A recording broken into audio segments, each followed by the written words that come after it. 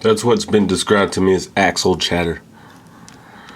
I've aligned the drive shafts the way the manual specifies with these small tabs.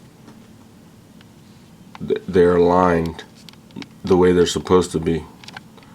There's a little better glimpse of that tab. There's a tab on the other side, and they're both aligned, but I still get this axle chatter.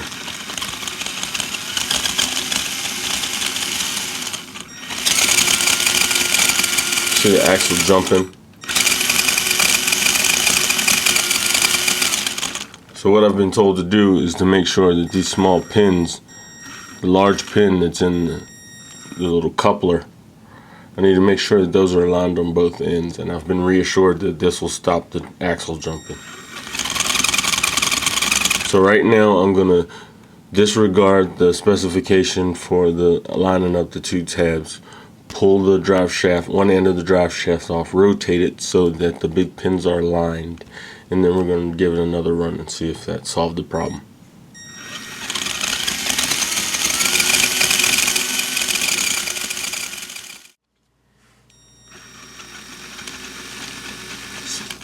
So aligning the large pin on the drive shaft absolutely solves the problem.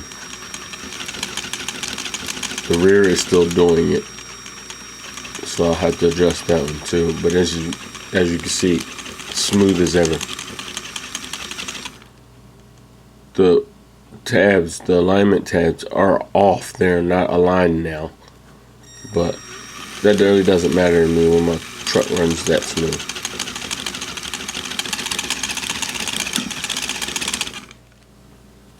So apparently while assembling the drive shaft, I missed an important detail.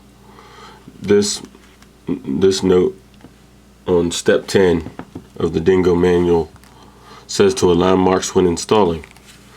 The two marks on the drive shaft I aligned.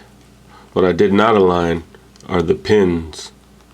It's not made clear, or I didn't understand it clearly, but the pins need to be aligned with the marks, so that when the shaft aligns, the pins and the mark all align and it goes in straight.